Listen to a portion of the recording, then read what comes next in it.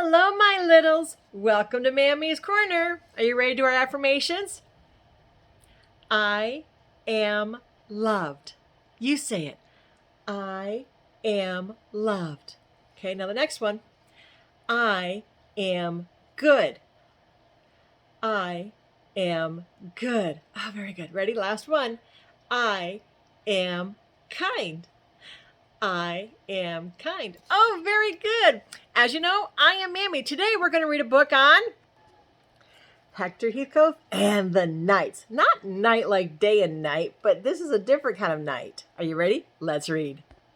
Hector Heathcote and the Knights. Now this story is by Jean Bethel, which the pictures are by George Zaffo. I think that's how I pronounce it. You ready? Next page. Many years ago, in a faraway land, there reigned a wise old king.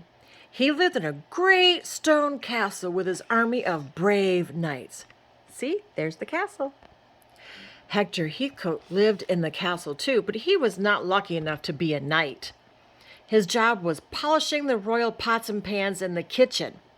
Hector worked very hard and kept the pans shiny bright.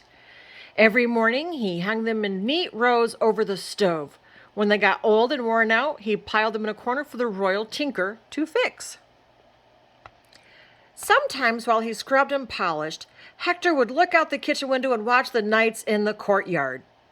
He loved to see them ride their horses, practice with their swords, or parade up and down. How he longed to be one, to ride a white charger and to fight battles for his king. But Hector knew that a lowly kitchen helper could never become a knight. Oh, poor Hector.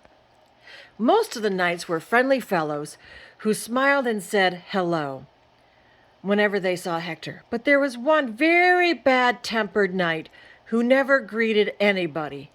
He had bushy black eyebrows and a fearsome frown, and he was always getting into fights.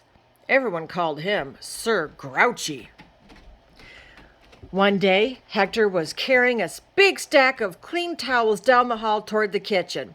As luck would have it, Sir Grouchy was coming the other way. The towers were heaped so high that Hector couldn't see over them. He bumped right into the bad-tempered knight. "Clumsy oaf!" roared Sir Grouchy. "Why don't you look where you're going?" Oh, that wasn't very nice, was it?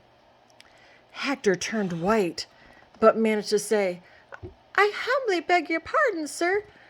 "I'll teach you a lesson," the knight shouted, and he reached for his long, sharp sword. Hector took one look at that sword, dropped the towels, and ran for his life. He darted into the kitchen and dived behind the big pile of broken pots and pans. Oh no, what's going to happen? "Where are you?" cried the knight, swinging his sword wildly through the air. Hector crouched in his hiding place and prayed he wouldn't be discovered. Sir Grouchy looked behind the stove, under the sink, and into every place he could find. He was just about to give up when suddenly Hector sneezed. "Aha!" cried the enraged knight. "There you are!" He thrust his sword at the pots and pans. With a loud clatter, the whole pile fell over and landed on top of Hector. It took poor Hector quite a while to struggle back to his feet. When he finally appeared, he was really a sight to behold. A huge kettle was upside down over his shoulders with his head and arms sticking out through some holes. A battered old saucepan covered his head. Kind of looks silly, doesn't it? "Now I'll get you," snarled the red-faced knight. He swung his sword harder than ever, but to Hector's surprise and relief, the kettle in the saucepan protected him. The sword just bounced off his head and shoulders. Suddenly, the wise old king himself appeared in the doorway. "What's all the racket?" he demanded. "What's going on here?" Just then, Sir Grouchy took another swing at Hector, but again the sword simply clanged against Hector's kettle. The king watched for a while with great interest. Finally, he ordered them to stop the fight. Sir Grouchy dropped his sword and stood at attention. Hector, amazed to find himself still alive, leaned shakily against the stove. "Heathcote, old champ," said the king, "I do believe you've made a most important discovery." Hector took off his saucepan and bowed as low as he could in his kettle. "A discovery, your majesty?" he asked. "Yes, my boy," said the king. "You have invented armor." That's kind of cool, isn't it? The king immediately ordered the royal mechanic to make suits of armor for every knight in the castle. The knights were very happy with their new outfits. Since the armor shielded them from enemy swords, they won all their battles, and soon became the champion knights of the whole country. Then one day, the king called them all together in the courtyard. Hector watched enviously from the kitchen window. What a thrilling sight! Bright armor gleamed in the sun, and colorful banners waved in the breeze. How he wished he were out there with them. Oh, poor Hector. Hector Heathcote, step forward, commanded the king. Hector wondered what was going to happen, took off his apron, and hurried to the courtyard.